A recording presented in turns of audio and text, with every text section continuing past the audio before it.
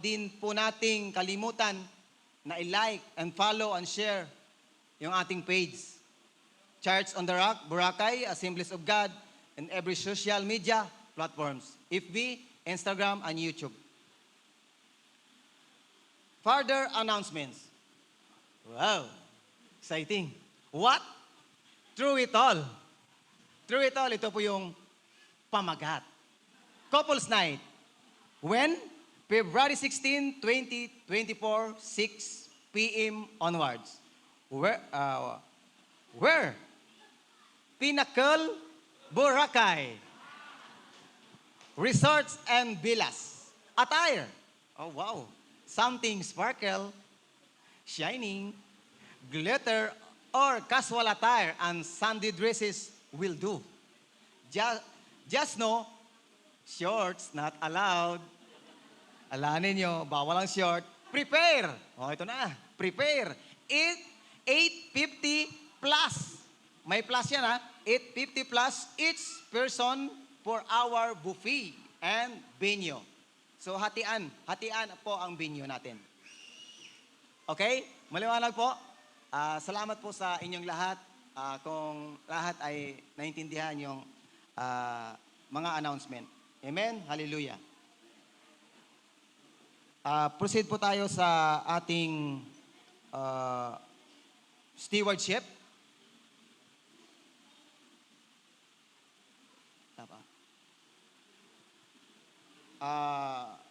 Ibibigay natin kay Brother Danilo Villarmino.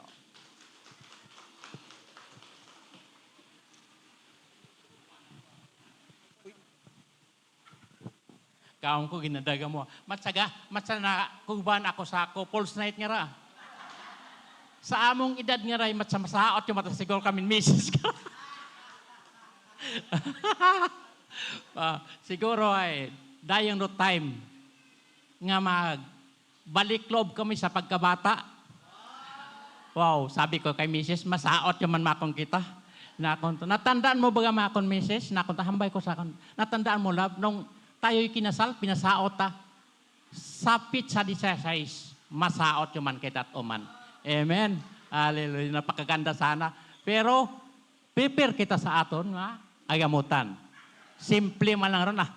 Hindi kita bahala sa agamutan dahil sa'yo Diyos, alam na niyang Diyos yan. Siya ang magbibigay sa atin.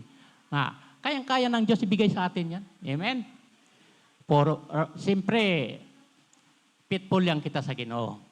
Amadto kita sa tithe sa offering. Amadto kita sa Matthew 6:31. Matthew 6:31. Haragon dayagon, sambilog man nga kabalaka sa couples night. Pero ratong tithe, hindi kita magkabalaka. Amen? O nang kamo anang hambay sa Matthew 6:31. Matthew 6:31. Matthew 6:31. Kaya huwag kayong mag-alaala na baka kapusin sa pagkain, inumin o damit. Yun nga, ang sinasabi ko kanina. Nag-alaala tayo sa couples. Ba't di ka sa tithes natin? Hindi kita mag-alaala. Dahil alam ng Diyos, imaw katao kung tanan-tanan nga mga bagay nga karapat-dapat natong ibigay sa Panginoon Hesus. Hindi kita magkabagaka. Dahil hadlok kita hindi kita ka tayo samaan. Hay atong alaala na dumdum na alaala naton ro baka katayo kapusin. Baka hinagay uwara. O sa sunod ay uwa kita idawat bugas o baka tsuga, hindi kita alaala sa makaroyon nga mga bagay. Dahil kita mga si Job, si Apostol Job, lahat ng kayamanan ni Apostol Job, nawala lahat. Ang anak niya, kayamanan niya, lahat ang baka, nawala lahat. Pero hindi pa rin siya nagsuko sa Panginoon. Sabi nga ng asawa niya, isumpa mo na ang Diyos mo. Sabi ni Job sa sa kay Job, pero hindi naatla na si Job. Padayon gapon si Job sa kanyang gawain. Padayon siya. Katulad sa kanya nito, lahat-lahat ay binigay sa kanya. Binalik ng Diyos kay Job. Dahil si Job ay faithful imaw sa giving. Faithful imaw sa Diyos. Nga hindi kita magkabayaka, bawat isa sa aton, itao naton ang ating po sa tithes. Anang hambay sa 32, hindi ba't ang mga hintil ang nababahala tungkol sa mga bagay nito? Alam na ng inyong amang nasa langit ang kailangan ninyo sa lahat ng ito. Sa Diyos, rato makinanganon, ngani hindi kita magkabalaka. Yapit yang kita sa Ginoo. Dahil Diyos, rugata o katon, kung atong mga kinanglanon sa tanan-tanan, Diyos ga-provide tanan. Amen. Haragid sa importante sa verse 31. Ngunit higit sa lahat ay bigyang halaga ninyo ang kaharian ng Diyos. Unang-una sa tanan, bigyan naton ang kahalagahan. Bigyan nato Ngunit sa lahat ay ibigyang halaga ang kaharian ng Diyos. Una-una, bigyan natong halaga ang kaharian ng Diyos. Ay siyendo kaharian ay wakamo gatao. Sino kingdom of God? Gatao man kamo, pero bukon bagaet sa tamang pagtao. Pero we have faithful to God. Dahil ambay na, unahon kuno naton do kari at Diyos. Amen? Unahon naton. Hindi yung kita magkabalaka nga, may mga aton pang kinangganon. Itaon naton ang para sa Diyos. Unahon naton, do Diyos, at ibigay niya sa inyo ang lahat ng mga bagay nito. Lahat-lahat ay kayang ibigay ng Panginoon. Ngani, ibigay gid naton tanan aton nga ikapo sa Panginoon Diyos. Ay Diyos, gabalik karon katon. Amen? Sa verse 34, kaya nga huwag ninyong alalahanin ang bukas, sapagkat ang bukas ang mag-alala sa sarili niya, sapagkat sapat na ang inyong mga suliranin sa bawat araw. Amen. Hallelujah. Huwag natin alalahanin ang mga bukas na dumdum abinaton. Ako nga one time, kulas, Sunday na to, sa matao akong hindi. Dahil kinanggan ko, makon Lunes, sinaga. Lunes, mapanaw ako't kalibo. Batra ako ang kwartang ginabuhitan, 1,006 only. Tinao ko tanan, iya. Tinao ko, bahala na makon Lord, hinakon to. Pagkagabi, nagkutan na akong alalay si Ruin. Bro, angkol, sa hambal sa akon, mapanaw kita hinaga. Paano pagkapanaw? Karaiwa kamakon ako, kwartang ikatao karon. But to Diyos, una ro Diyos. Umabot alas city, una si Alex, nga taga Nyokos, umorder, 100 pieces nga bambo, 38,000. Praise God. Try mo. Pumanaw kami pagkaaga. Praise the Lord. Uwa, kita na pabay it, Ginoo. Pero ako nga tong 1,006, uwa ko magnood. Haman, double, triple, balik it, Lord. Grabe rana nga, pagtaon ni Lord. Ngani hay kita, hindi kita magbagalaka nga, maubusan kita. Lord Diyos, He is the provider. Hindi kita ma-wad-an. Haman, Lord Diyos, ka-provide kong aton tanan nga kinanganon. Ngani hindi kita magkadlok. Gapit yan sa Ginoo. Huwag na ako malintana ka to, makuno. Sige. Itao ko, bahala ka makuno kung ibalik. Alas 7. Gabi alas 7 mato sa bagay. Dagaro kwarta. 38,000. Grabe makuno Ginoo. Nakapanaw ako at kalibo pagkaaga. Praise the Lord. Hallelujah. Kaya faithful lang kita sa Ginoo. Aga pa siya matid ako ha. Raya testimony sing kaya nga.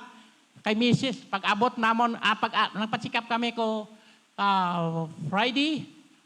Ay, samat yan sa Ginoo nga. Nagnormal anang diabetic. Amen. Hallelujah. Grabe ro provided Ginoo. Raanang laboratory, 110 ro anang sukot. Pinabayaran ka kon 460 only. Grabe ro pabor. Doon niya medtech. Ano to kakon? Anang hambay kakon, taga laboratory ay manay. Pirmi man kamo, 460 lang. Ay, sinako nakibot man ako gani. 460. Mako mo ro discount. 110, 1,010. Tapos 460, mabahog. Grabe ro Diyos nga ni, hindi kita magkabaga ka sa Ginoo. Gapit yang kita sa Ginoo. Amen. Ngani padayon kita magtawag. Hindi natin masairan kita magkapatid. But Jesus, nakikita na kung sin o gataw. Amen? Let's pray. Panginoon Isus, Lord, maraming salamat sa araw na ito. Muli mo kaming tinipon sa lugar na ito, Lord God, upang parangalan ka, Ama, upang itaas ang pangalan mo, upang sambahin ka, Ama, Lord. Maraming salamat na ikaw, Lord Diyos, nag-iisang Diyos na makapangyarihan, na ikaw, Lord, ang may hawak ng aming buhay, Panginoon Isus. Maraming salamat, Father God, sa aming ikapo, Lord. Bawat isa, Lord, ay makapagbigay sila, Lord, sa kanilang ikapo, Lord. Alam namin, Lord, huwag mong pabayaan na sila makabahala, Lord, sa kanilang mga kinangganon. Lord, ikaw mag-release ka na blessing upang sana ay magampanan nilang gawain ito, Lord God. Makapagbigay sila ng ikapo, Father God. Bisan, Lord, mga hindi pa makapagbigay, Lord, patuloy kaming idalangin ko sa iyo, Lord God, na ibigyan mo sila ng kanilang makinanganon, Lord, para makapagbigay rin sila, Father God. Lord, huwag kami gadodoha. Hindi kami nagalanglangan sa iyo, Lord, dahil alam namin, Lord, ikaw ang tanan-tanan, makapag-provide ka mo makinanganon, Lord God. Lord, maraming salamat sa araw nito. Tinataas namin ang pangalan mo, Lord. Pinupuri ka, pinapasalamatan ka sa tanging maluluwas. Amen kag amen.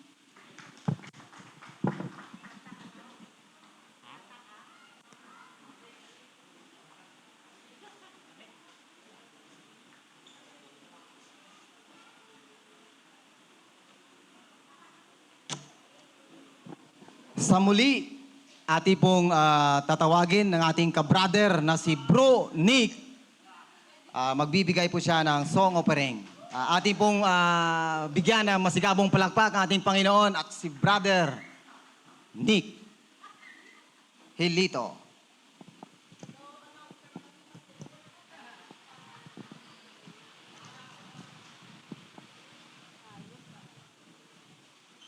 Hello.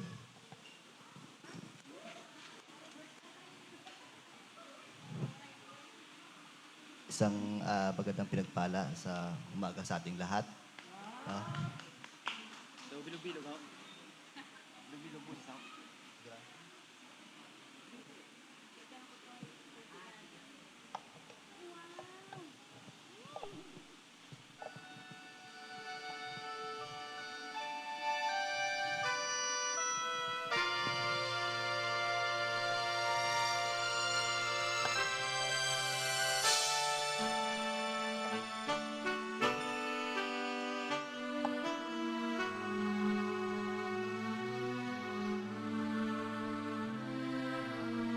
Life's not all that, but my friend.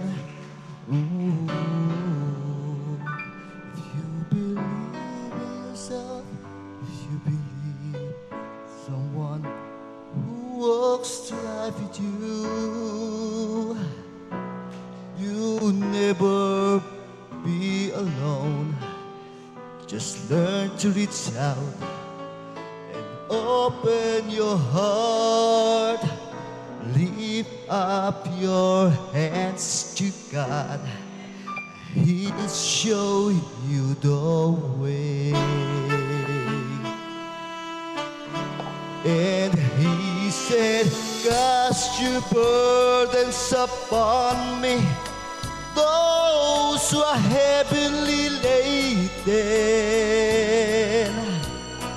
Come to me, all of who are tired of carrying heavy load.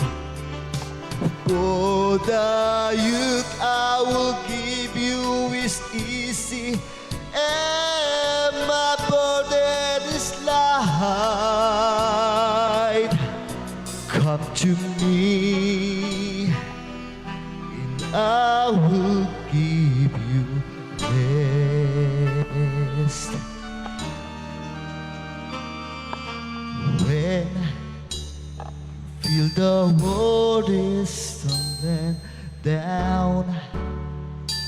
on you, and you have no one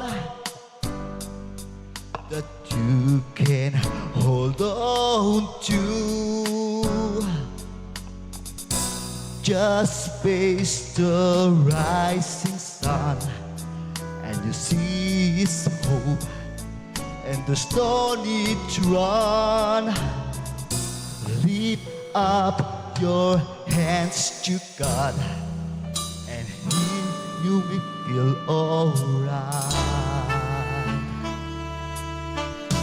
And He said, cast your burdens upon me, those who are heavily laden. Come to me, all of you are tired of carrying heavy load. For the yoke I will give you is easy, and my burden is light. Come to me, and I will give you rest. And He said, cast your burdens upon me, those who are heavily laden. Come to me, all of who are tired of carrying heavy load. For the yoke I will give you is easy, and my burden is light. Come to me, and I will give you rest. Sa Diyos na papuri. Praise God!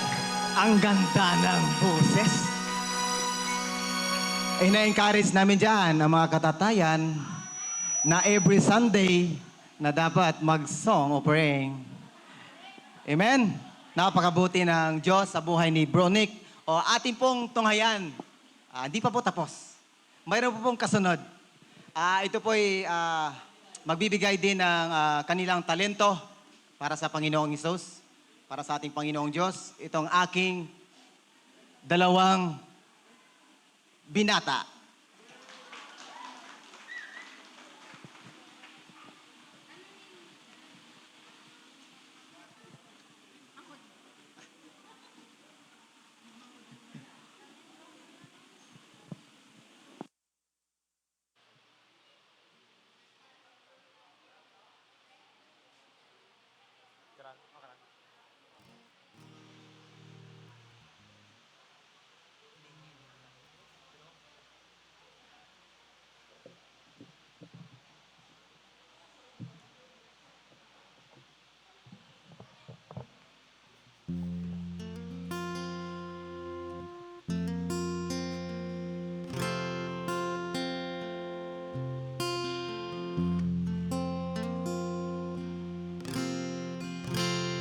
Above all power, above all king, above all nature and all created things, above all wisdom and all the ways of man. You were here before the world began.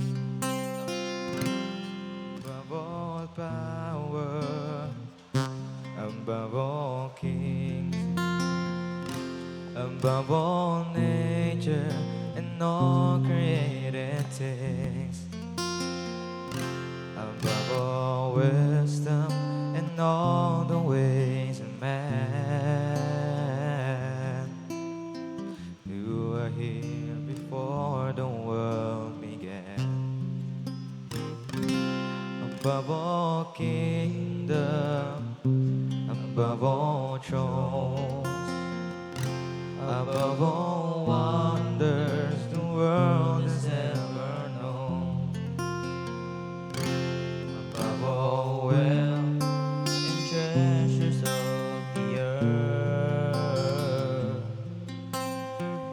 no way to measure what you were.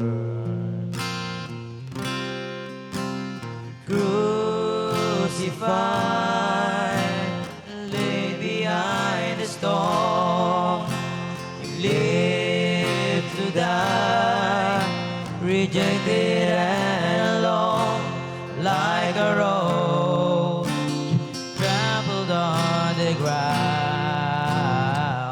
You took the fall and thought of me above all power, above all king, above all nature and all created things, above all wisdom and all the ways of man. You were here before the world began.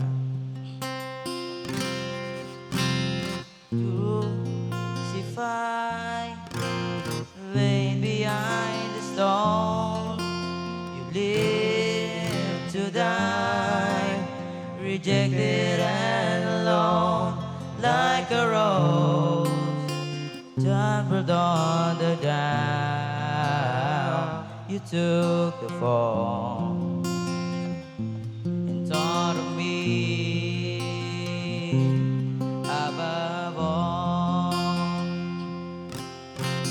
Crucified and laid behind the stone, you live to die, rejected and alone, like the rose trampled on the ground. You took the fall and thought of me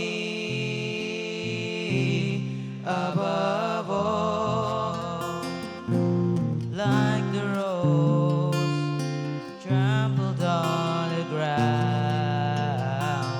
You took the fall and thought of me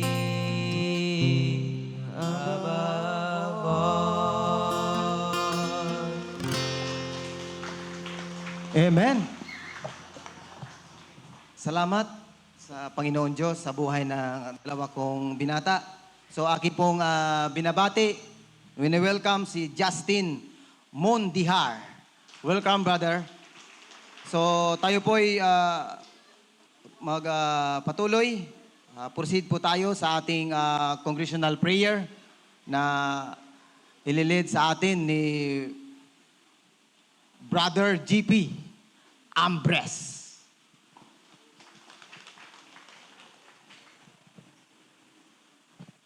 Hello. Hallelujah. Napakabuti ng Diyos sa buhay ni Nunoy Kawaling. Napakasarap talaga pag ikaw ang tatay yung naging Kristiyano sa bahay. Lahat sila, lahat ng mga anak nyo, kapitbahay nyo, susunod sila sa ginagawa ng tatay. Kasi ganun naman talaga ang buhay. Kailangan ang tatay ang pundasyon ng bahay, ang ilaw, ang nanay. Kaya sa kanta, short testimony ko lang, I was sa Abu Dhabi dati, ang girlfriend ko palang asawa ko. Kasi hindi ako Kristiyano, siya, kaya Christian na siya. Dinala niya ako sa concert ni Don Moen sa Yaspirari World sa Abu Dhabi. And I remember na sinabi niya sa akin na yung kanta nga na yun.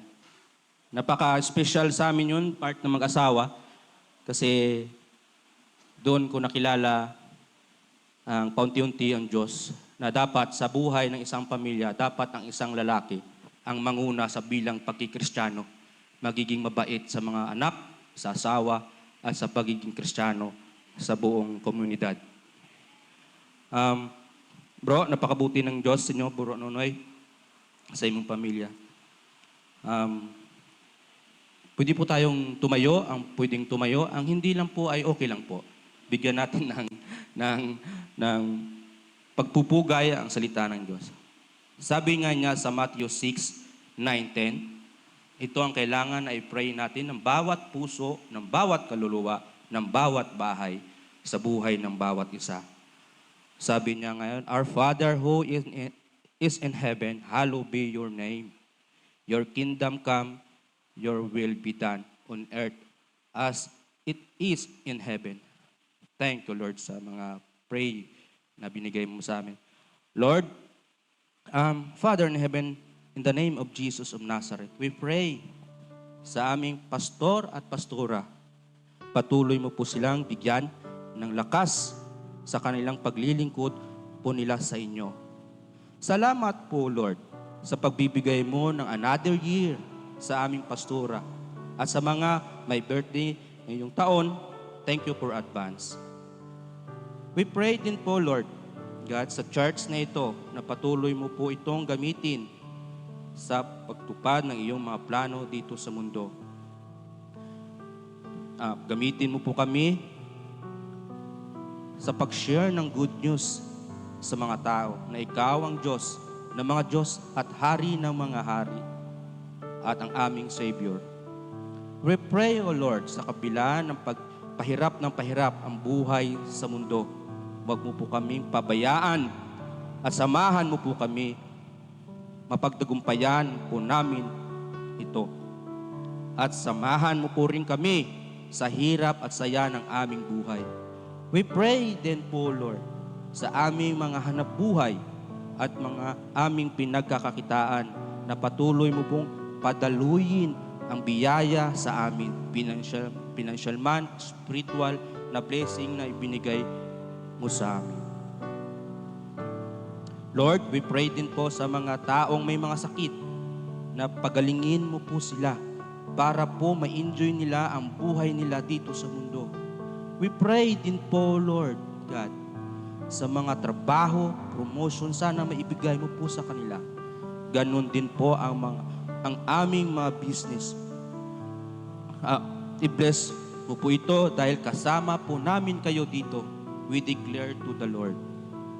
We pray din po sa aming ministry, sa Bible study, midweek service, at children ministry, at sa youth ministry, na patuloy po kayo gumalaw at gamitin mo po ito para mapaabot ng iyong mga salita, sa iyong mga salita. We pray din po na sana magkaroon ng sariling lupa ang church na to. Ito, dito po sa Boracay para tayuan ng bahay, sambahan mo, O Lord. We pray din po for protection sa buong isla. We pray din po sa protection ng buhay namin at sa aming mga pamilya. Lord, patawarin po kami sa aming mga kasalanan, sa isip, salita, sa gawa. Lord, we pray sa mga dideliver ng salita mo ngayon. Bigyan mo po sila ng pambihirang talino. Gamitin mo po siya para maunawaan namin ang meaning ng buhay. Ilagay mo po sa amin ang iyong mga salita sa aming puso't isip. Talian mo po kami ng iyong pagmamahal at patuloy mo po kaming pag-isahin.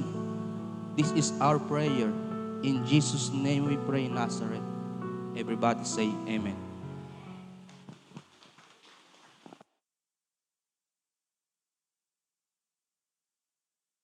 Praise God. Maraming salamat, Bro JP. And now, muli po tayong magpapatuloy. Ito po yung exciting and highlights na ibabahagi sa atin na walang kupas, walang hindi tumatanda, at walang kupas yung ganda na ibibigay sa atin, na ibabahagi sa atin ng ating Pastora Teresa Atienza.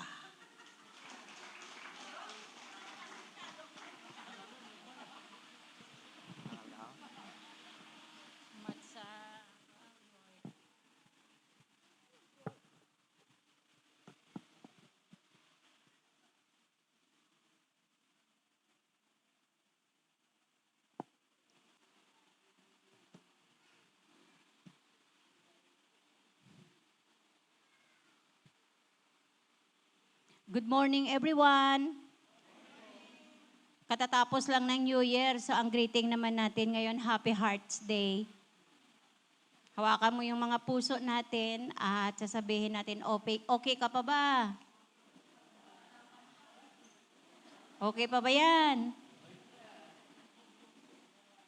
Shall we all stand and we will thank the Lord for giving us another day, another opportunity, another refreshing minds and thoughts today as we unload our burdens and we will allow the new things of God na i-fill in sa mga puso natin so that we will go out magaan, maaliwalas ang mukha, punong-puno ng kasayahan sa puso dahil alam natin kung para saan tayo bumabangon.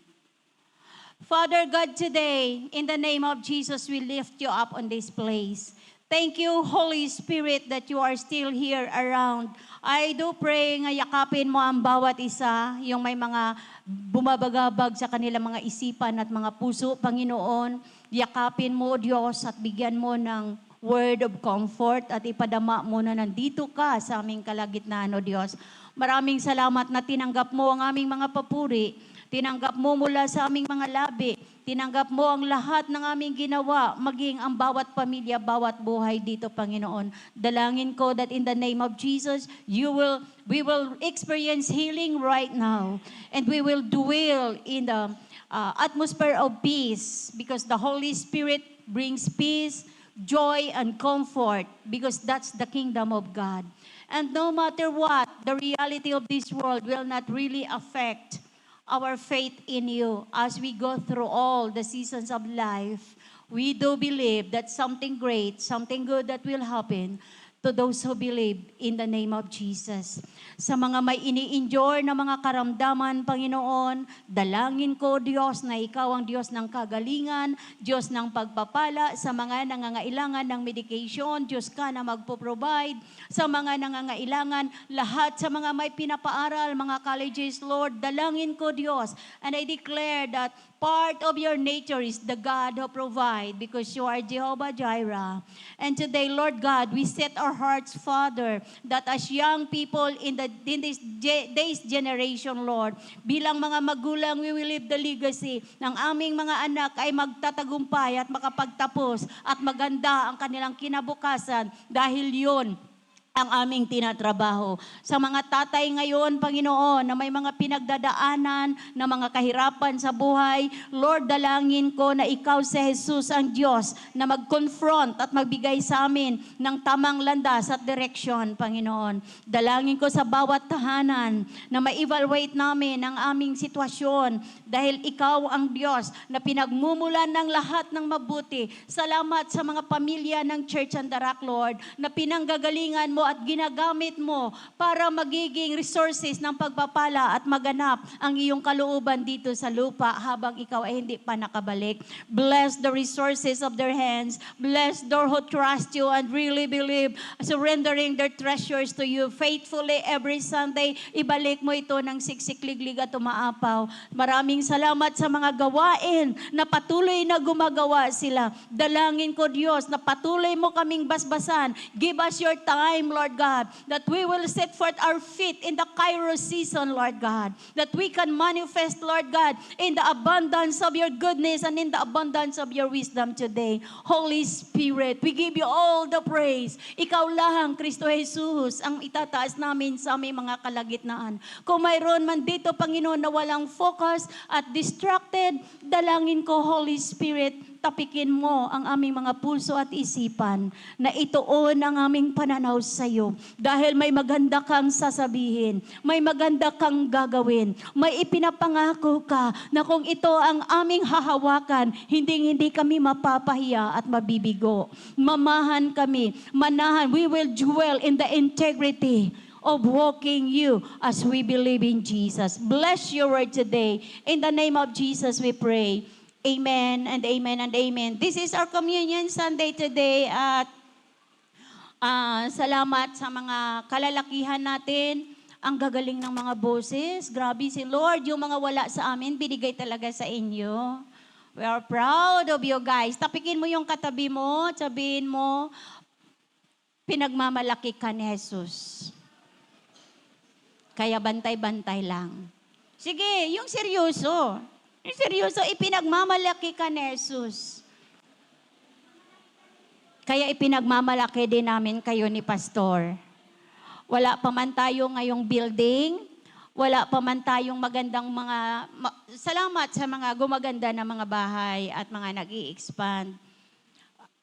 Wala man tayong magandang building ngayon, but I do believe that we will see the goodness of God as we dwell in the land of the living. So hindi po tayo tumigil doon. Amen. So sa umagang ito, tingin po tayo dito, nahihirapan po ako dahil mahirap pala yung sobrang pinagpala ka din ng mga maliliit na bagay. No?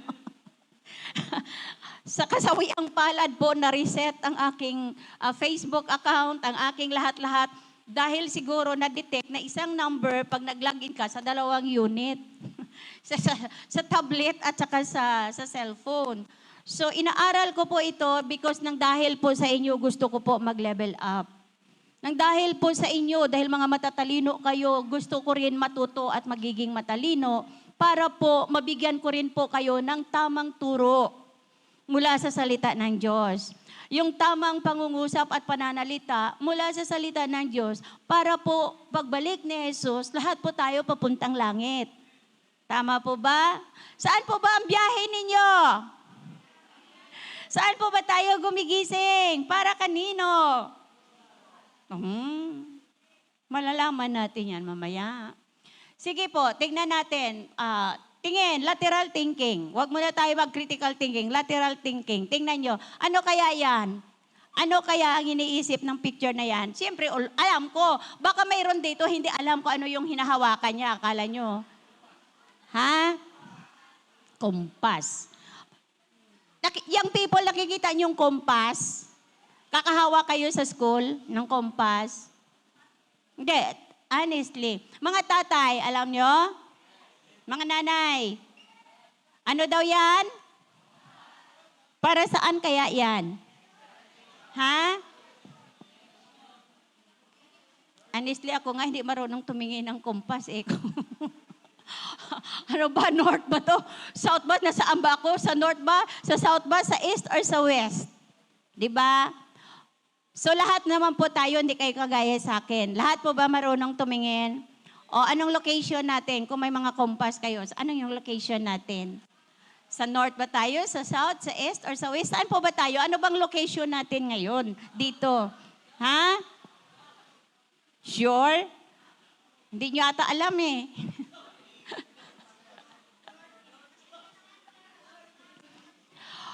Ha? O saan ang location natin?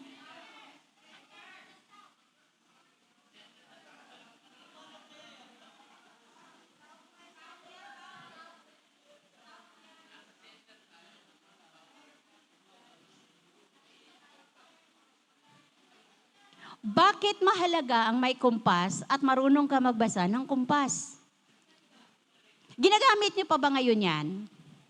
Ha?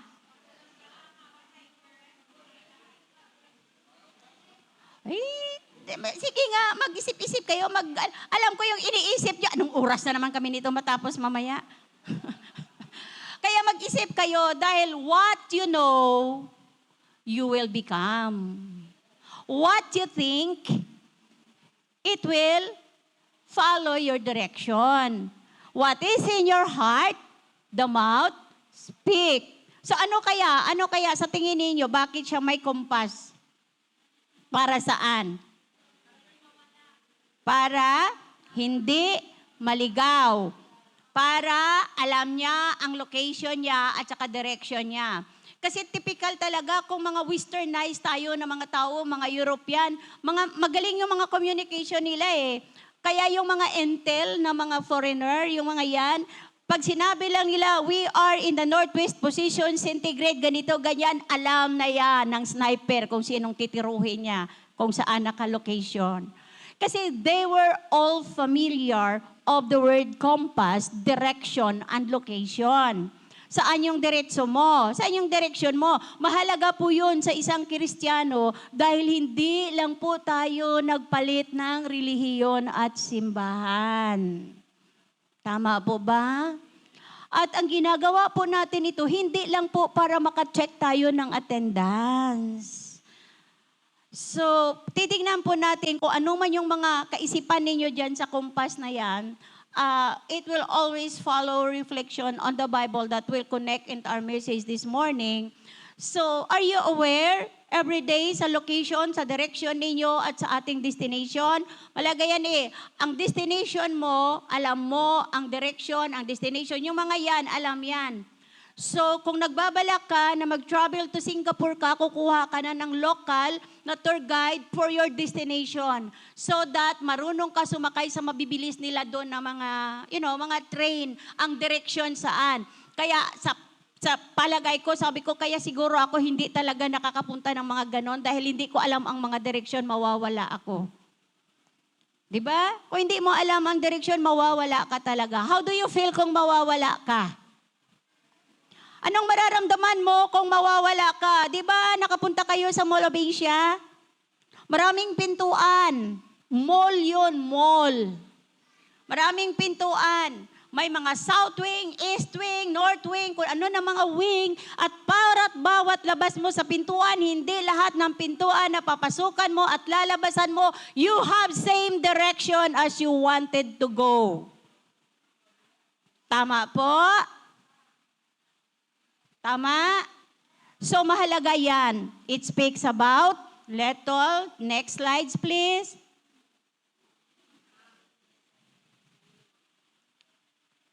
Pakibasa po. Mahalaga po na may kumpas po tayo. In literal world, in intellectual world, and in spiritual world. Lahat po yan in the whole aspect sa pagkatao po natin, sa buong ginagawa po natin, kailangan alam natin ang salitang priorities. The purpose na may compass yan, para sabi niya, change your priorities ahead. Ibig sabihin, bulungan mo yung katabi mo. Bulungan mo lang. Bulungan mo! Ayaw nyo? Hindi kayo magkakakilala, ngayon magkakakilala kayo. Bulong-bulong lang, bulong-bulong. Huwag sigawan. Bulong-bulungan.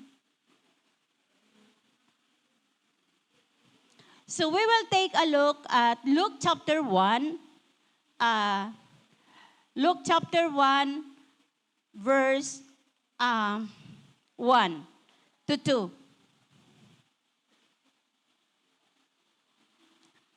This is a introductory passage sa aaralin natin ngayon na magkukuha po tayo. We will read all the context and I will get the text. I will try to go back to the context and give you to the text for us to understand what we are doing today. Jesus, full of the Holy Spirit, returned from the Jordan and was led by the Spirit in the desert, where for 40 days he was tempted by the devil. He ate nothing during those days, and at the end of them, he was hungry. Ang point dito, galing siya sa panalangin. At ang panalangin niya, naglast ng 40 days. Yung iba sa atin, familiar tayo dito sa fasting. Pero hindi fasting ang ituturo ko. Kailangan natin maintindihan ang preparation. Okay? May 3 babanggitin, pero 2 lang yung lesson ko dito. The preparation, your priority, at ang susunod na P. So si Jesus mismo, bago siya maglunsar ng kanyang ministry, in the flesh, nasa katawang lupa po siya, nanalangin siya ng 40 days sa malayo sa mga tao. He gave himself a time to reflect. Bakit fasting yung inuna niya? Kasi kung nakaranas kayo na hindi kayo makakain at nag-i-intend kayo ng mga fasting, nasa proseso po yan. Kung i-force fasting mo, nahihilo ka palagi. Akala mo, ang nakikita mo, double vision dahil gutom lang yan. Hindi pa yan Holy Spirit. So nag-pray siya, nag-prepare siya. Gin-prepare niya ang sarili niya for the very purpose na gusto niyang ma-achieve sa buhay. So, tignan natin ngayon ang ating araw na ito at sasabihin natin, know your purpose, set your priorities. Know your purpose, set your priorities. Okay. Kung ikaw ang pupunta sa planet ng Mars, tuturo mo, hindi naman ako ganun ka-scientist, pero ilang milya ang time frame para makapunta ka ng Mars. Diba? O, turo kayo sa taas, turo kayo sa taas. Granting na ang destination mo, Mars. Dito ka sa Earth. Ano ang gagawin mo para makarating ka sa Mars? So, setting priorities is just like what you are doing today, evaluating all the efforts, it will contribute ba sa iyong destinasyon na papuntang Mars? So, yun po yung ibig sabihin. Kung alam mo yung priority mo, kung alam mo yung purpose mo sa buhay, then you have to set the priorities. Okay? Change priorities ahead. It's a warning. Ano to? Caution, warning, or information? Tingnan ninyo. Pag hawak niya ng kumpas kanina na naglalakad siya kung wari sa gubat. Hawak niya yung kumpas. At kumakapa siya sa dilim. At biglang dumating siya sa isang punto. Nakita niya ang sign. Can you imagine that? Sige. In Luke chapter 4, verse 18, tignan po natin. The Spirit of the Lord is on me, because He has anointed me to preach good news to the poor. He has sent me to proclaim freedom for the prisoners and recovery of sight for the blind, to release the oppressed, to proclaim the year of the Lord's favor. Si Jesus po mismo maliwanag sa kanya ang kanyang purpose. Or another word ng purpose, goal niya sa buhay. Objective niya na makarating siya at maipalaya niya ang mga tao sa pamamagitan ng pangangaral ng salita ng Diyos. Because He knows His purpose, He said, we will take a look at Jesus' model. Huwag niyong tignan yung model ng mga bantog na mga preacher, yung may mga mega church. Huwag niyo kaming tignan yung ang galing nila, ang galing ni Brad, ang galing ni Sir. Huwag niyo silang tignan at i-compare ninyo sa sarili ninyong bahay at pamamahay. Titignan po natin lahat ang modelo na itinuturo sa atin ni Kristo. Opo? Tama. Kung anong modelo ang tinuro ni Kristo sa mga Kristiyano para makarating sila sa destination nila na ano ba ang destination natin? We are bound to where? Sige nga, say it louder. Say it clearer and bigger, shout it out. Ang iba sa inyo hindi sigurado, ang iba hindi alam, ang iba hindi sigurado. Iparinig ninyo sa sarili niyo at sa demonyo na walang problema kung hindi ka makakarating. Ang problema wala sa paligid mo, nasa iyo. Because you are to bound to heaven individually. Amen? If we bound to heaven, we will evaluate our life. Kung sa tingin natin, palangit na ako nito. Pwede na to, pwede na to, pwede na to. That's why we need priorities. Set your priorities. From count of 10, priorities po yan. Nasa kamay mo ang paglagay kung ano ang number 1. Hello? When we take a look at the life of Jesus na itinuro niya at na-bless ba ako, God is really good and He is alive really and working through my life as well and to the life of the team.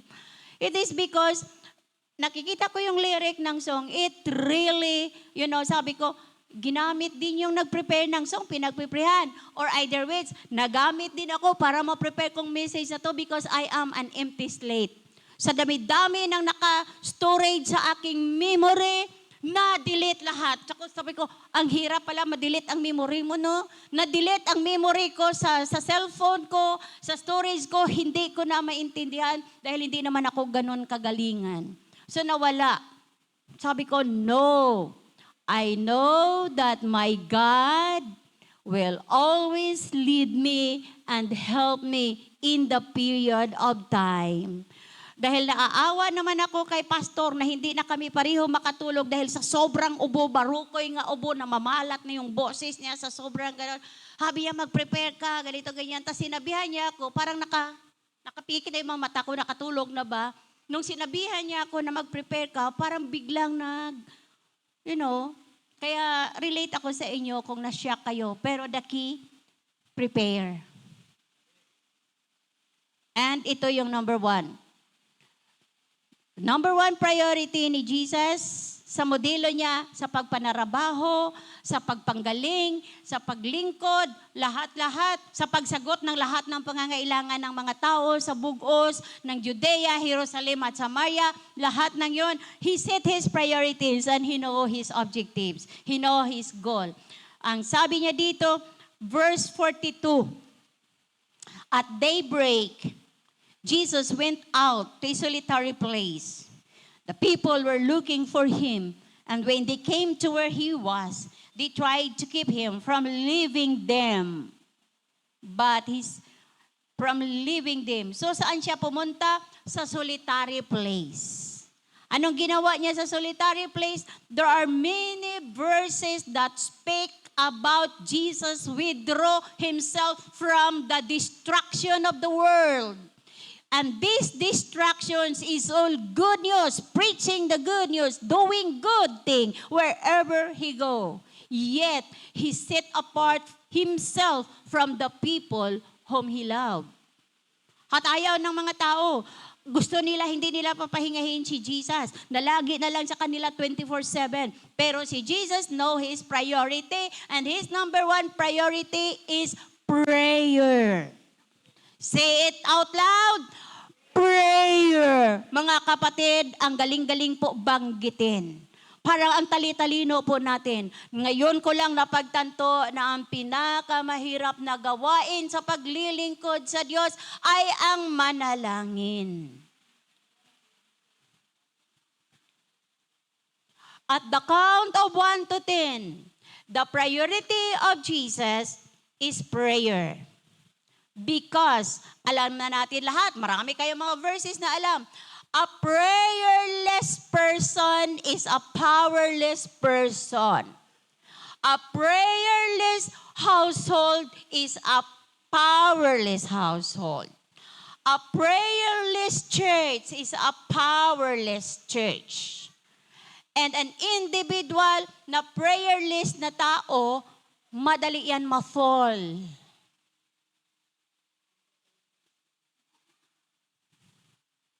An honest evaluation to ourselves this time. At the count of 10, you will be the one at nakikita yan ni Jesus kung ano ang isusulat mo na number 1 priority mo sa buhay mo. Dahil kung ano yung priority mo, yan po ang kahinanatnan mo. Kung priority mo ang comfort ng buhay, you will end up suffering. Because you do not develop in you. Because why prayer? Why Jesus prioritized prayer? because he knows that his flesh is temporal and his spirit is eternal. And he know he bound to heaven. So it's his priority. Number 2, prayer is eternal. Everything will stop. Prayer, praise, worship is eternal. If you bound to eternity, learn to have these 3. Prayer, praise, and worship. Worship is not about singing a slow-mo song. Worship is not about raising hands and iiyak ka. Worship is not about dito ka sa simbahan dahil hindi ka na nakapakita sa tagal ng panahon para ma-check ka lang ng nag-invite. What is really prayer, praise, and worship? Yan po ay buhay at si Jesus po yun. Gusto nyo po maintindihan kung ano ang buhay ng mapagpanalangin, buhay na mapagpuri, buhay na mapagsamba? It's all in the model of the entire humanity ni Jesus here on earth. Everything He do. Nung gusto siya, nung na-pressure siya, gusto niyang naawa siya, magpakain siya, sabi niya, I praise you, Father. Kinuha niya ang 5 tinapay at ang 2 isda, tinaas niya sa langit, I praise you, Father. And by that worshiping the Father, sitting apart Christ in your heart. It is, anong verse nga yan? In your heart, set apart Christ as Lord. Why heart? Because the heart is the bottom line of your emotions. And if your emotions was not being processed, you are living in the entire life nga may emotion ka lang at ang end up mo unpredictable. Maganda po ang emotion dahil binigay yan ng Diyos. Yan ang ginamit niyang magpuri. Yan yung ginamit niya magpasalamat, na tumalon ka, malipay ka, magpasalamat ka dahil peaceful ka. Lahat po yun ay dapat nakapaloob po yan sa pag-worship at saka sa panalangin. Because a grateful heart is the product of a prayerful person. Why prayer? Because everything here is temporal. Our joy. Tama naman yan. Balanse po yan, nakaturuan. Yung kagalakan po natin, nagagalak po ako dahil natutuwa ako sa mga bagay na binibigay sa akin. I am happy and I am blessed na gumaganda yung mukha ko. Natutuwa ako doon. Na maganda yung, may maganda akong mga bagay, natutuwa ko doon. Walang mga sakit yung mga apo ko. I am joyful for that. We celebrate the joy. Lahat ng mga bagay na natutuwa po tayo, galing po yan sa Diyos and it's a joy. It's temporary joy. Mahirap naman yung, minsan nga, yung pinag-uusapan namin, na-struck ako noon na nasa church tayo, nagre-rejoice tayo sa kabutan. Thank you, Lord, napakabuti mo. Pero yung reaction mo, para kang pinisa na kamatis at nakakain ka ng sibuyas. Because so much emotion creep in. Alam niyo yung naghihiwa ka ng sibuyas? Naghihiwa ka lang ng sibuyas, umiiyak ka. Same thing din yan. Nananalangin ka kay Lord sa kabutihan niya, nagsiselebrate ka. Bakit ka para kang naghihiwa ng sibuyas? Hanggang sa, yung mga panahon namin noon, pag nag-pray ka talaga at nag-worship ka, nagpapa-thank you ka kay Jesus, talagang hindi pwede, hindi ka talaga, yung wala bang uhog mo at saka luha mo na dapat andyan talaga yan. Sasahin yung grabe talaga. Ganoon yun. Panag-express kami noon ng joy, ng celebration kay Lord. Tapos, nagulat ako nang may apo ako, ito si Hailey, 5 years old yata siya. Nilapitan niya ako, Mami, what happened to you? Why are you crying? Tapos, nagulat ako, ganyan ako. Why you are crying? Did Jesus fight you? What did Jesus do to do? If Jesus loves you, why He let you cry out? Alam niyo, mga kapatid, change is waving. Amen? Hindi ko sinasabi na masamang umiyak. Ako, iyakin ako, lalo na pag si Lord yung pinag-usapan. Papaiyak nga ako sa praise kanina sa worship kanina Parang gusto ko, nakapasok na sana ako sa Cloud9. Nalaman ko, biglang may sumalita, nag-block ang pinto. Parang, anong nangyari? Ang sama ng loob ko, gusto ko mangsakal. Sabay ganoon. Lumabas. Alam mo yon? Sabi ng Lord, because worship is a timing and a solitary place where no distraction supposedly in there. Because worship dwells in the heart, dwells in the submission and service. Amen. Ako lang yun, hindi kayo yun. So, dwell more on the eternal. Our emptiness, lahat po yun, yung temporary peace natin. Alam mo, pag wala kang sakit, may pagkain ka naman, nasagot naman yung panalangin mo, okay ka naman, you have this little peace. Tama? Kaya lagi sila sabi, ako, makakaon lang ko 3 kabi sa isang kadlaw. Tama ro na nagwa sakit ang pamilya. That is peace to them. Tama? Di ba ganun tayo? Temporary peace. But that kind of peace is not really peace. So mga temporary po yan. At andun din tayo na, balanse yan na katuruan. But what I am talking, know your priority because prayer, develop connection, intimacy, and relationship. Bakit pinariority ni Jesus ang prayer? If you will take a look and read at the Bible, because He wants to prioritize His relationship to His Father. The priorities must be, is your relationship.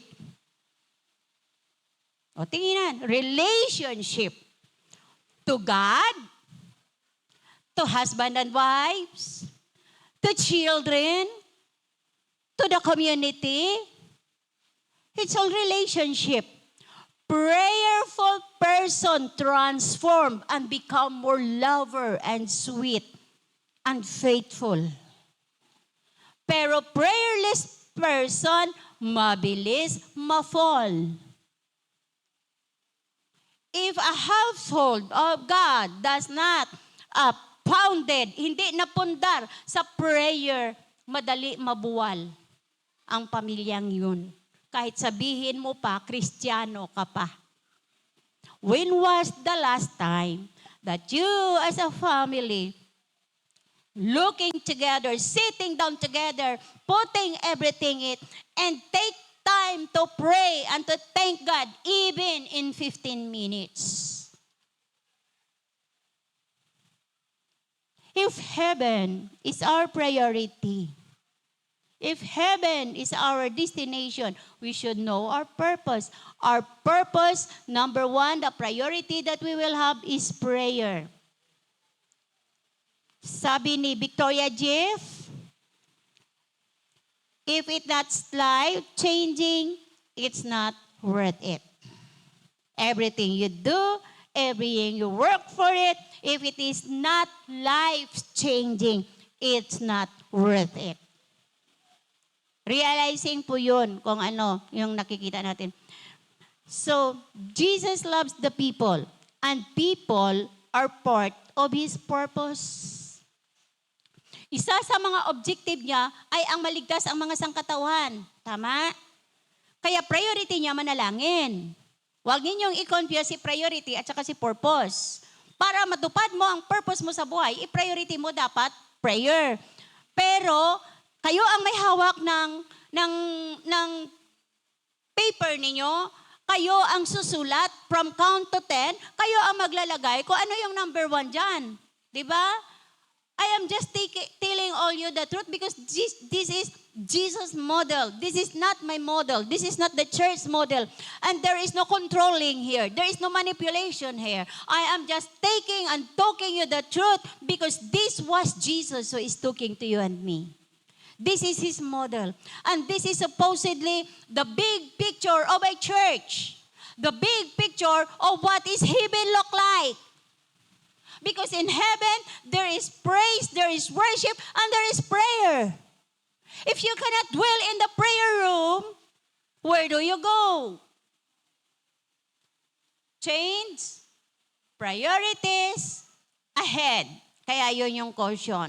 Wala ditong pointing fingers, wala ditong condemning. It's all of us that we are mature enough to learn. Amen? Dalangin ko lang po na paglabas natin, may matutunan po tayo. Amen po ba? Why prayer? Because it has developed, nabidevelop ni Jesus ang kanyang katawang lupa na magiging strong ang kanyang relasyon sa kanyang trabaho, sa kanyang paligid, sa mga tao na hindi kaibig-ibig, sa mga paligid niya. Alam mo, mahirap kaya ang kausap mo ang tao na sinungaling, na alam mo ang katotohanan. Nakaramdam kayo niyan? Alam mo kung anong totoo, pero nakakausap mo yung tao na magaling magkwento sa'yo at parang kumpiyansang magkwento sa'yo na parang totoo. Pero alam mo yung katotohanan. Have you been, nararamdaman nyo yung ganyan? Ganun po ang pakiramdam ni Jesus. Alam niya ang totoo. Alam niya ang destinasyon ng tao. Alam niya kung anong itsura ng heaven. Pero pinilit niyang mamuhay dito sa mundong ito na punong-puno ng ka-imperfection, ng ka-lahat-lahat, hanggang sa na-injure niya ang kanyang miserabling kamatayan. It's all about people. Sinong gumawa niyan sa kanya? Mga tao. Dahil ang mga tao, isa sa objective niya. Kaya nanalangin siya. Kung nalalaman ninyo, bago pa siya sitahin ng mga Hudyo, bago pa siya halikan ni Judas, alam niya na ang mangyayari. Paano niya nalaman? Dahil sa kanyang panalangin sa Gethsemane, sa Garden of Gethsemane, sinabi niya na sa Ama. At sinabi na ng Ama sa kanya kung ano ang kanyang daranasin. Because in his life, in his busy life, he know his priority, and that is prayer. Hindi siya gumawa ng alibay. Wala siyang excuses. Hindi siya napagod. Di ba? Pinatunayan niya na sabi niya, for your God is not slumber nor sleep. Pinatunayan din niya ni Jesus. Pero namuhay siya bilang tao. Nakaramdam po siya ng pagkagutom. Kaya niya na-curse yung igos, yung fig tree. Because it does not yield according to its purpose. Diba? Kaya, anong nangyari kay Judas? Because Judas does not dwell in his purpose. He know the truth, yet hindi niya pinurso yung katotohanan. Now, anong nasuffer niya na konsekwensya? Sa sarili niya. All of those reflect on what is your priority and what is your purpose in life. Dapat po malaman natin yan.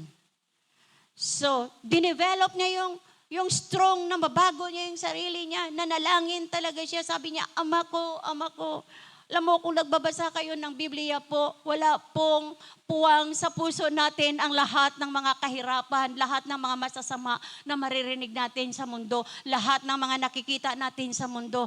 Because we are getting outside from this world of sin, imperfection, lahat of lies, and you will dwell in the world of spiritual realm, just to meet your God and receive all the hugs, the praises, the comfort, and everything, and you don't need somebody to validate you. You are not feeling entitled. You are not feeling insecure because you know that the Father in heaven always filled you of the things that needs you to be to undergo all the storms of life day to day.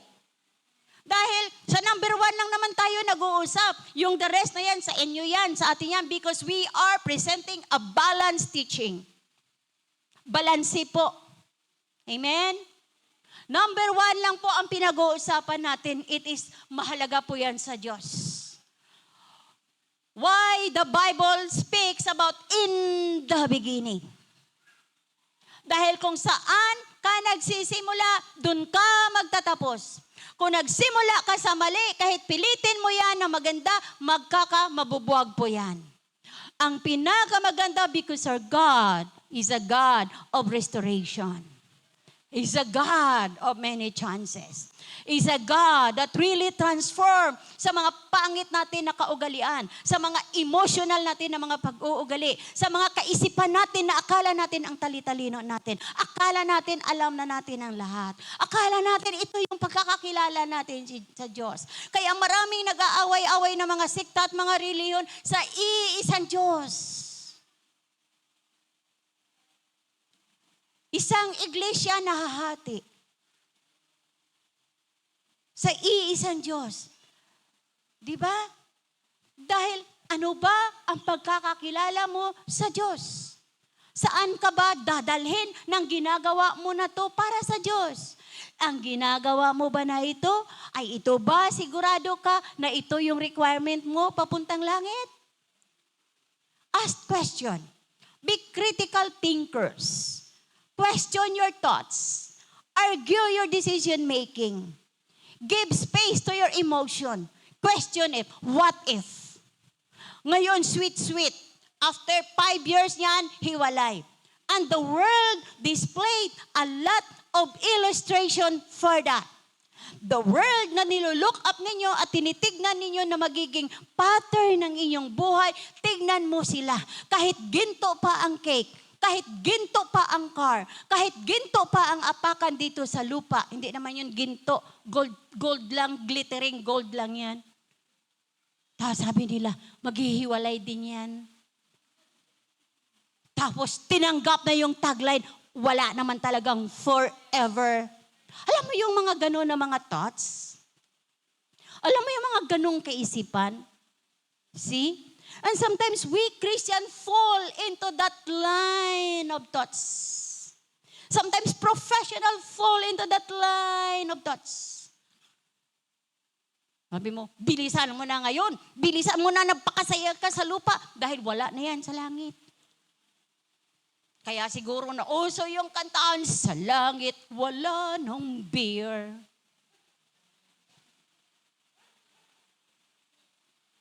Kaya sabi nila, ibigay mo na. Binabadali ka, ibigay mo na. Anong ibigay ko na?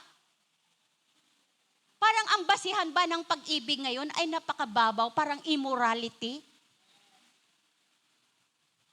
Para yung kadalasan, alam nyo sa tutulang sa survey, kadalasan na makikita mo sa counseling, mostly ng mga simula ng mga cold relationship, cold war, hindi naman hiwalayan. Cold war in the house.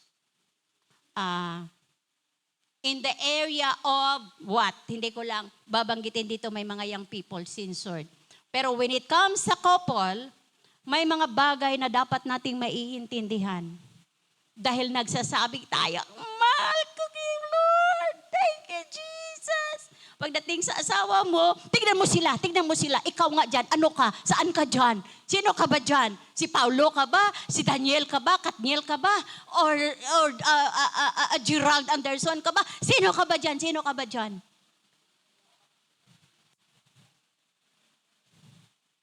Prayerless person, even if you claim that you are a Christian, mabilis ka ma-fall. At ang relationship sa pamamahay, kung prayerless po yan, madali yan mabuwag. Kunting kimbutan na yan, kunting tampuhan na yan, hindi mo na yan makikita ang magpapatuloy. Kasi bakit? Baka lang, pupunta tayo sa pangalawa, hindi mo alam ang purpose mo sa buhay. Know your purpose, change your priorities. Title yan. In your life, you are the one who put number 1 in your priorities because there are 10 or many of the priorities natin. Siguro 15 or 10. Silagay natin 10. Ano yung number 1 dyan? Si Jesus, minodel lang niya, number 1, prayer. Bakit prayer? Dahil doon siya nakaka-develop ng security. Doon siya nakaka-develop ng intimacy. Doon niya napapatatag ang kanyang relasyon. Doon niya napapatatag ang kanyang integrity. Doon niya napapatatag. Doon niya napapa-firm ang kanyang power to preach, to heal, to release the bondage. Kung tingnan mo ang Luke 4:18, after siya nag-pray ng 40 days and 40 nights, he came across into the village where many demons, many drunkards, many gluttons, many immorals, many divorces happening, many imperfect people that are in there. And he speak the word and he say, lumapit ako sa iyo para ipangaral ko ang magandang balita. Na ang mga mata ninyo ay mabuksan. Ang tanong, sinong magbubukas ng iyong mga mata patungkol sa katotohanan? Sabihin mo sa prayer, Panginoon, buksan mo sana ang mata ng aking kapatid na hindi siya madadala sa mga demonyong nakapaligid sa kanya. Mga kapatid, sa totoo lang, it's your choice to open your eyes to the truth. Or mananatili kang shipol, or mananatili kang foreclosure, or mananatili kang stand up for the truth.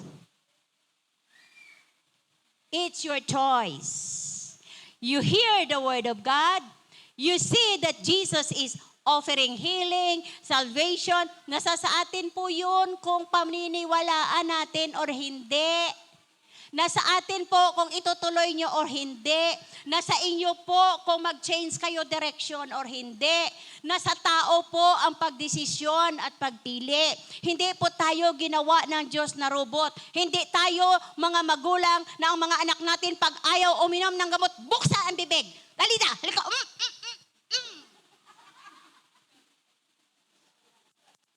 Tapos paninindigan natin, hindi ka pinapatay. Kaya lunukin mo yan. Well, reflecting, nagsisisi din kasi ako eh. Alam niyo yon. Makikita ko na ngayon sa mga younger generation, sometimes it's the truth. But the way you execute the truth, sometimes, brutal. Lahat ng po yun, may pagbabago yun kung nananalangin po tayo. Kung nagpapanalangin po tayo, maiiwasan mo po ang magtuturo. Maiiwasan mo po yung makikita ng, lahat. Lahat naman po sa mundo talagang wala eh. Kaya nga sabi ni Jesus, number 2, Jesus' purpose. Ano ang purpose mo sa buhay? Ang priority ni Jesus, prayer. Ang number 2 niya na purpose, preaching the word of God. So, una-una doon sa Luke chapter 1 na yon, chapter 4 verse 1, preparation. Through prayer man gihapon. Anong preparation mo? Through prayer man gihapon. Kay nga aman. Kay may purpose siya. He came to preach. Sabi niya, sasabihin ko sa inyo na ako ang anak ng Diyos. Sasabihin ko sa inyo na ako ang daan, ang katotohanan at ang buhay. Ang sinasabi niya, katotohanan, lahat ba ng tao naniwala sa totoo? Hindi. But he is willing to pursue the purpose of his existence even until death. Tama mo yun? Kung alam mo ang purpose mo sa buhay mo, you will pursue. Amen? You will pursue. Hindi ka to ang bata nga daw para kang aso na hahatakin ka na lang every Sunday. Pag sa loob ng bahay, manalangin na mag-aaway pa. Manalangin na lang yun. Mag-aaway pa. Magtuturoan pa. Tapos sasabihin, ikaw lalaki, ikaw dapat nangunguna sa panalangin. Sabi naman ni lalaki, ikaw ang ilaw ng tahanan, ay dapat nag-iilaw ka. Dalhin mo yung mga anak mo na manalangin. Sabi ng mga bata, Hops, tigil nga kayo. Huwag na nga tayo manalangin. Away muna kayo. O, di ba? Ganyan yung mga pastor's kids eh. Mga pastor's kids, ganyan yung mga experience nila. Kaya bihira mo makita yung mga pastor's kids na nag-i-excel. Kasi lahat ng mga kahinaan ng mga pastor makikita sa loob ng bahayan. At salamat sa Diyos kung matatalino ang mga anak ng mga pastor. Na alam nila that being a pastor doesn't reflect of who you are. It's all about the process of your growth. If you know your priority and your purpose in life. Amen. Kaya may mga maraming mga anak ng pastor na mga barumbado. Sabi nila, gawali, managani sila da sang pulong sa Ginoo, pero kaluluoy, manakot bunal, hindi ko magsimba.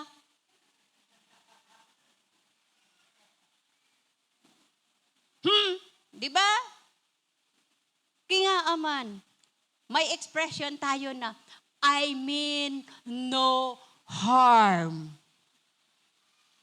Sometimes, the purpose na pinapatupad natin sa buhay natin, hindi natin malagay sa sarili natin kung paano natin i-execute.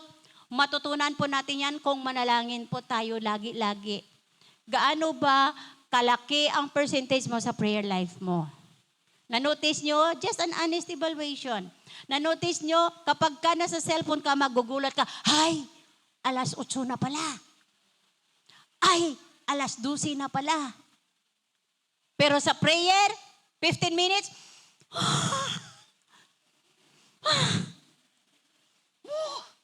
sige nga ihi. Tapos ang mata sa imo gamurat na, anong manahaba-haba nga pangamuyo. Pagkaon lang man ang ginapangamuyuan, nagagalit na sa lahat sa'yo ng mga mata. Nagkadto ka na sa mga gira, pagkaon, wala pa kamukha. Tapos pagising mo ng mata mo, wala na sila, wala nang pagkain. Tatawa tayo pero totoo po yan. Pagdating sa prayer po, walang bumababad, walang tumatagal, walang nag-i-embrace. Kahit naman totoo, di ba? Evaluate, change priorities. Set your priority and change. Yan lang naman po. Kasi tumatanda na po tayo, 2024 na eh. Yung mga nagdidibo noon, magiging 19 na. Tumatanda po. Talagang umaangat. Kahit ano pa natin, napiliting magiging bata po tayo, tumatanda po tayo. Sana po may iwan tayong pagkakatandaan. Sana yung buhay na lang po natin, yung malaman natin yung purpose natin sa buhay. This is the purpose ni Jesus, to preach the word. In Luke 4:43, we will take a look. Sabi niya, I must, verse 43, 4:43, but he said, I must preach the good news of the kingdom of God to the other towns also, because that is why I was sent. I must preach the word of God or the good news to the other towns because I was sent. That is His ultimate purpose at hindi yan mababago. To proclaim the good news in 4:18, Luke 18 and 19. Sabi niya, to preach good news to the poor. Proclaim freedom to the prisoners. We pretend that we are the free people. But may kalayaan nga ba tayo? Ano ba ang pagkakaunawa natin ng kalayaan? Everything that entangles you, it becomes your chain. Any form, anything that entangles you, it is your chain. The true freedom is you can choose, you can decide, you can execute your authority on the thing that you decide. That is freedom. Kapag hindi po, do not be deceived, baka po false breeds and false hope po ang naiintindihan nating kalayaan. Do not spiritualize the context. Only Jesus set us free, but on this world, may mga bagay po na humihila at tumahatak sa atin na nagpapatisod sa atin. Because balanse ang buhay. Ang sinasabi ko lang, what is your number one priority and what is your purpose? Dalawa lang yan. Ganyan si Jesus. Sabi niya, as a proclaiming believer, if we miss our priority, we will become lack of significance, less motivated, easily distracted. Because hindi lahat ng nakaupo sa mga malalaking iglesia, hindi po tayo dito yan. Hindi lahat ng mga nakaupo is agree that the purpose of each believer is to preach the good news. Hindi po lahat ng mga nakaupo sa malalaking iglesia ay nag-i-embrace at nag-i-engage na purpose nila yan sa buhay nila. Because it might be that the priority list, it depends kung ano. So, each of us was filled with all God-given abilities. The Word of God that come into our heart, anong gagawin natin dito? Part po yun ng pagiging mabuting katiwala. Part po yun ng sasagutin natin. Ano ang ginawa mo sa salita na ipinangaral sa'yo? Doon po tayo mananagot. Hindi po tayo mananagot doon. So, ilang bote ang tinagay mo? Hindi po doon. Mananagot po tayo dun sa salita na narinig mo. The more you hear, the more you know, the more your accountability became.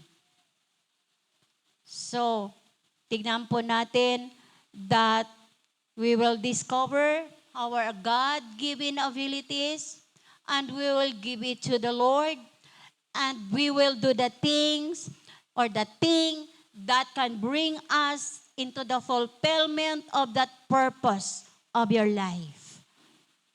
Hallelujah. So makikita din po natin nung si Jesus ay manalangin sa John 17. Sabi niya dito, John 16. Why Jesus always pray? Because alam niya at pinaalam niya sa mga lahat ng mga naniniwala sa Kanya. Nasabi niya, John 16, verse 33. Unahin ko ang 31. Sabi niya sa mga disciple na kausap niya, you believe at last. Sa wakas, nabukas na ang kaisipan ng mga mananampalataya, ng mga tumuloo, ng mga nakikinig sa salita ng Diyos. Your decision today will always determine your future and your eternity. If you receive the Word of God as portion of your good thing, good work, and be good, will you miss your purpose in life? If you are here today just to do good work, siyempre, pakita ka man kay Lord, ma-impress si Lord, you miss the purpose of your life.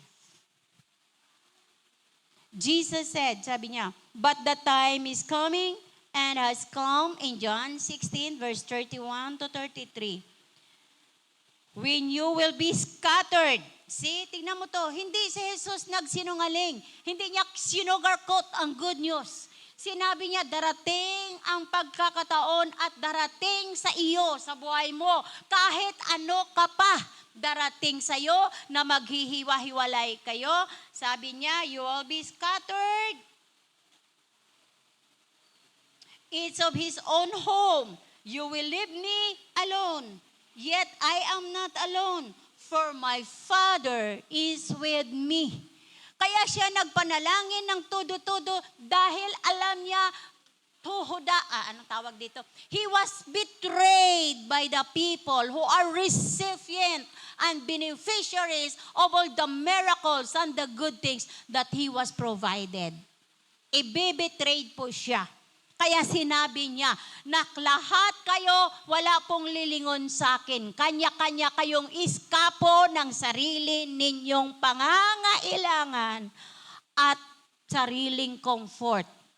Iiwanan ninyo ako. But I tell you, hindi ako mag-iisa dahil nasa Ama ko. It's a declaration of despair and frustration.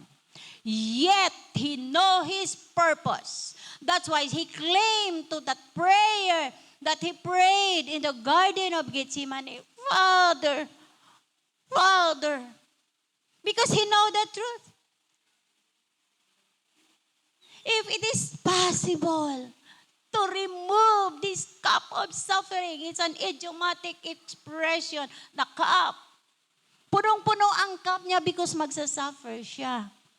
Yet, not my will, but your will. Walang makapagsabi ng ganyan kung hindi ka umugat sa panalangin dahil naramdaman mo ang kapit ng Diyos sa buhay mo. Kahit hindi ka i-chat at kumustahin, hindi ka matitinag dahil alam mo na ang tao may mga prioridad sa buhay.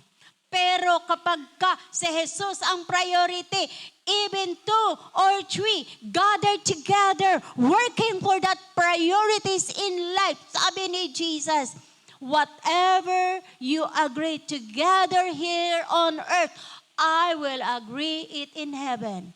Whatever napakawalan ninyo dito sa lupa, gagawin ko sa langit. At ang resulta nun, lahat ng pinaghirapan mo, iniyakan mo, in-endure mo sa season of time, dinanas mo ng mga sabi-sabi ng mga katauhan, dinanas mo ng mga panglalait dahil nag-iba ka ng relihiyon. Lahat ng yun, it's worth it to pay the price because God will always reward those good works that was being referred and given to Him alone. Sabi ni Jesus sa John 16, sabi niya, I have told you these things. Basahin po ninyo.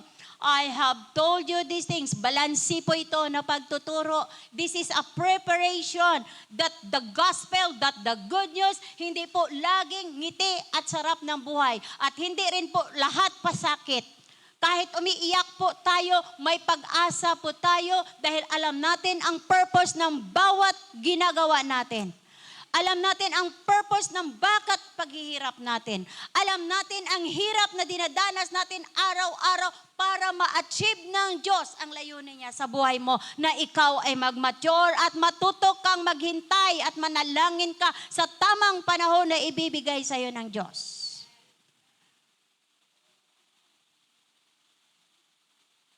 For I have told you these things, so that in me, tira mo yan ha, it's an exclusive claim, so that in me,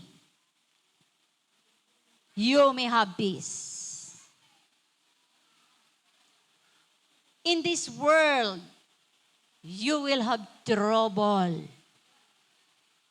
But take heart, I have overcome the world. The world nga ginasabi ni Jesus refer sa lahat ng mga ginagawa ng mga tao sa mundo. Lahat ng dinanas niya na mga injustices sa mga tao sa mundo. It's the world. But in Jesus, in spiritual world, in your faith, in knowing the Word, in focusing your time reading and prayer and praising and worshiping God, that is eternal. Kahit anong problema na dumarating, iiyak ka din. Minsan, nag-atras ka, kag nagatag-os ka man. Pero, hindi ka tumitigil hanggat hindi ka mananagumpay. Amen. Given po yan. Mawalan ka ng trabaho, magkakasakit ka, mamamatayan ka, mauutangan ka, lalaitin ka ng tao, mapagsabihan ka ng hindi tama. Lahat po yun, wala pong excuse.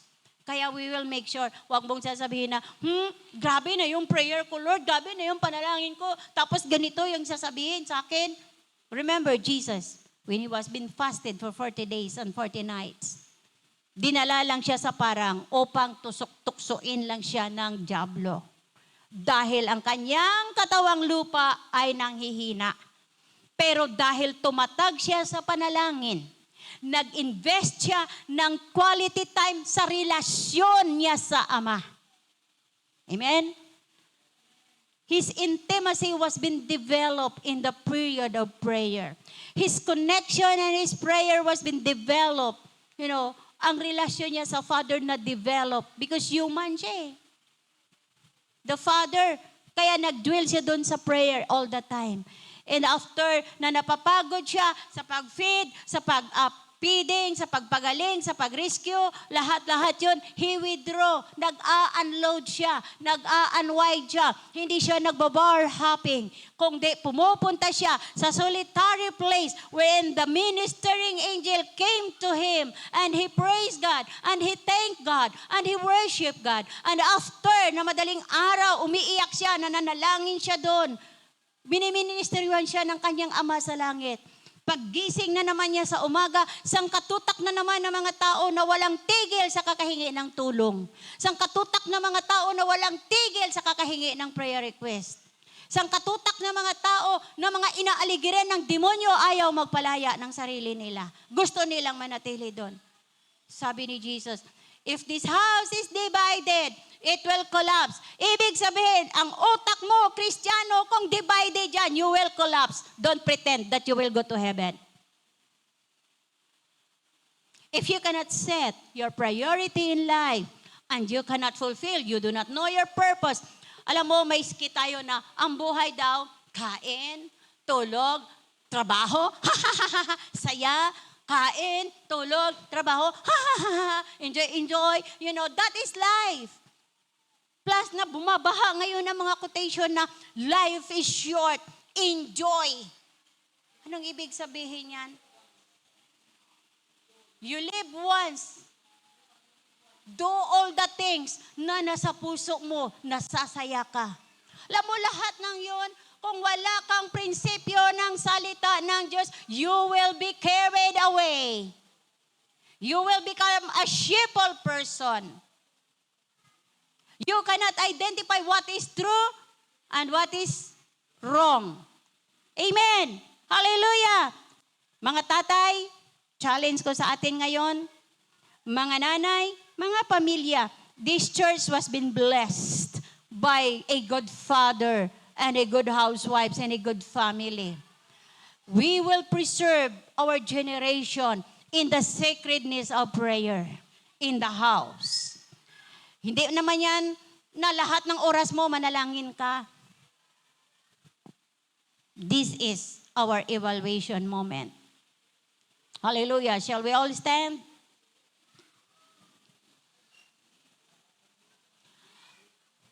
Number 1, priority, Jesus model, prayer. Number 2, preaching of the word. Yet, not all in the congregation engage and embrace that is their purpose in life, to preach the word.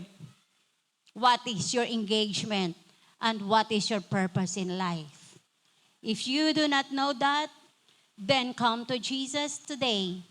As we raise up our hands to the Lord, siya lang ang nakakaalam ng kinabukasan mo. Ngayon, alam mo kung magiging ano ka. Hindi mo alam after 5 years kung magiging ano ka. Depende sa priority mo sa buhay. If you choose your priority because you know your purpose, rest assured that Jesus will be rewarded you all your hardship.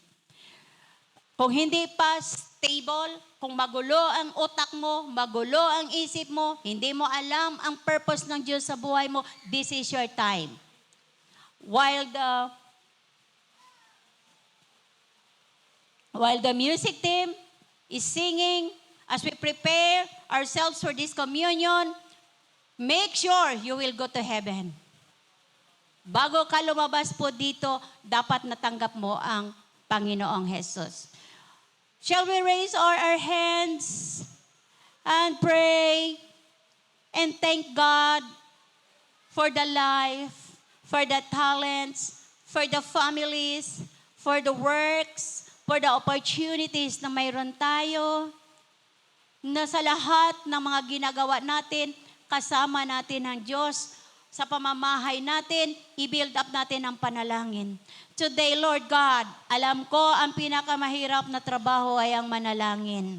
We pray, Father God, that as we partake this communion, you will prepare its households, its every young lives, bawat generation today. Hindi lang relihiyoso, hindi lang simbahan, bagkus Lord, a purpose-driven life so that we can reach a good future, that we will claim the promise to Jeremiah that the plan of God for each and every one of us is not to harm us. But first, we will know our priority and we will know our purpose.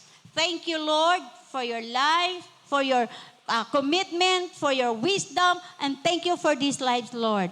Thank you, Holy Spirit. Even for this communion, Lord God, bless the hands that prepare, that supply, that voluntarily doing this for your glory. Reward, Lord, every good works that ginawa para sa iyo, Panginoon. Maraming salamat, Lord. We praise you. We thank you, Lord. In Jesus' name we pray. Amen and amen. Can you please pass on the...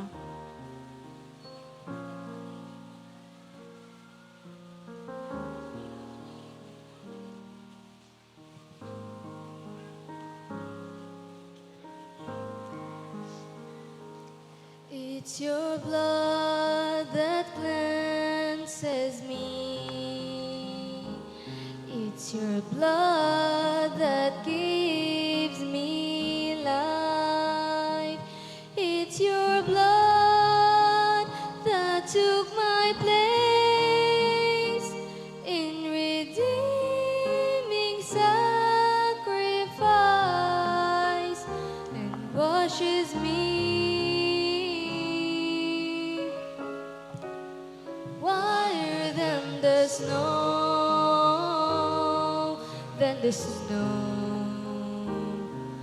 My Jesus, God's precious sacrifice.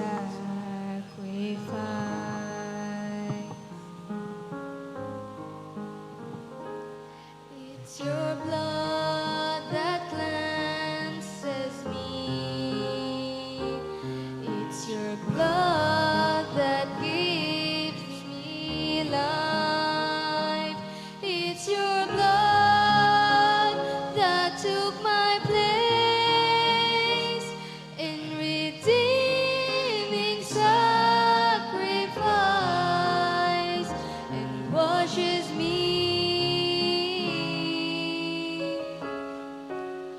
whiter than the snow, than the snow. My Jesus, God's precious sacrifice.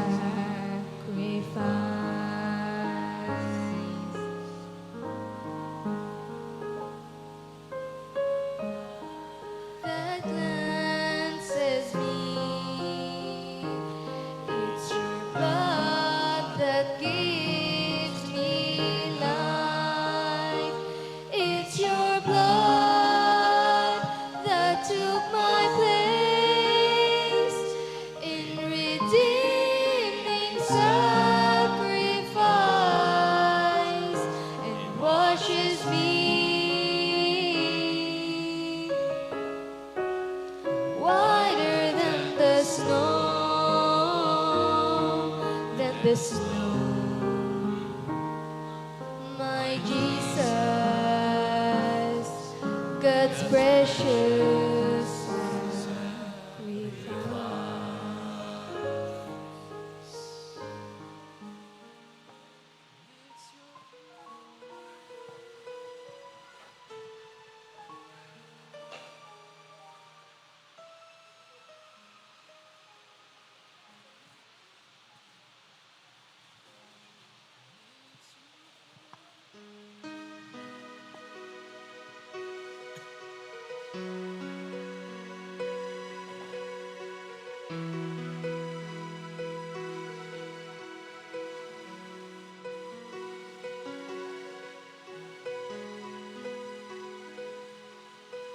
In Luke chapter 22, verse 19, he took bread, gave thanks, broke it, and gave it to them, saying, "This is my body given for you. Do this in remembrance of me. In the same way, after the supper, he took the cup, saying, "This cup is the new covenant in my blood, which is poured out for you." Three things that we want to remember while we are doing this. First and foremost, this is memorial. We celebrate the memories of what was Jesus done for the world, to you, to us, for the church. Memorial. Number two, this is spiritual, because we are preparing that we will see Him face to face in spirit. And number three, this is renewal. We renew our minds, we renew our mind settings, we renew our direction, and we will set our priorities so that we can pursue the purpose of God in our lives. This is the symbol why we are having this. Shall we hold these communion elements that symbolize His body, the body of Jesus? Lord Jesus, alam namin kung gaano kahirap ang dinanas mo. Para ngayon, karapat-dapat ka naming alalahanin. Dahil kung kami ay dumadnanas ng mga masasaklap, mga matitinding pagsubok, ito ang aming pinaguhugutan, ang katotohanan na pinagtagumpayan mo ito. Bless these communion elements. And while we partake this, Lord God, we will receive cleansing in our minds, in our hearts, and in our body, Lord God, today, because of the blood of Jesus. Thank you for the forgiveness of our sins. Thank you for the eternal life na itinalaga mo para sa amin. We give you praise. We give you glory. In Jesus' name we pray.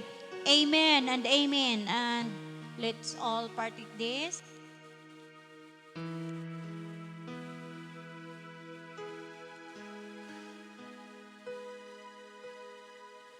This cup, this wine, this is a symbol of His blood.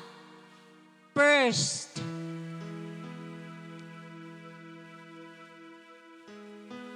nabunal, nasaktan, nabugbog, nadurog para lumabas ang pure na dugo ng isang taong walang bahid ng kasalanan, na nagsakripisyo at umako ng kasalanan namin sa buong sangkatauhan, ng kasalanan namin na maging ngayon, minsan hindi namin maiiwasan, nagkakasala kami, O Diyos, at hindi namin natatago at hindi lingid sa iyo.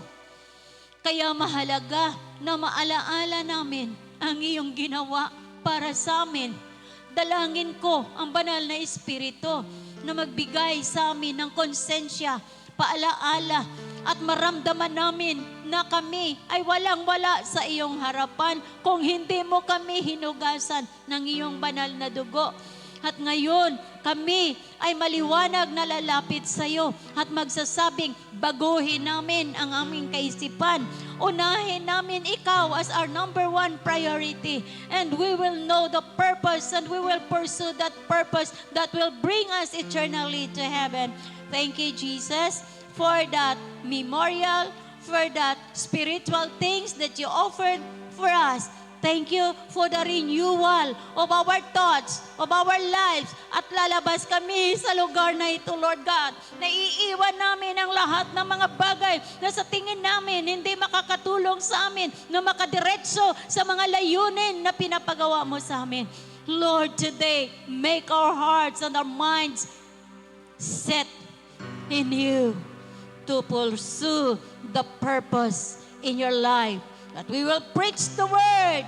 We will speak the good news. We will speak Jesus in the streets. We will speak Jesus in every circumstances. We will speak Jesus and His blood on every wound, sickness, mga sakit, mga sama ng kalooban. We will speak Jesus and we will receive healing today in our hearts, in our minds.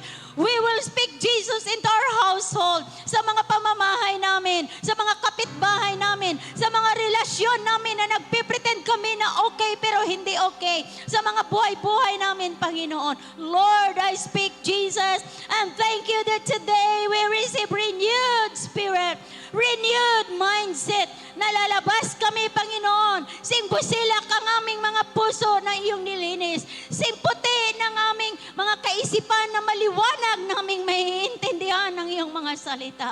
Lord, thank you so much for giving us the right direction. Bless these elements today. In the name of the Father, and of the Son, and of the Holy Spirit. Amen. And let's partake this together.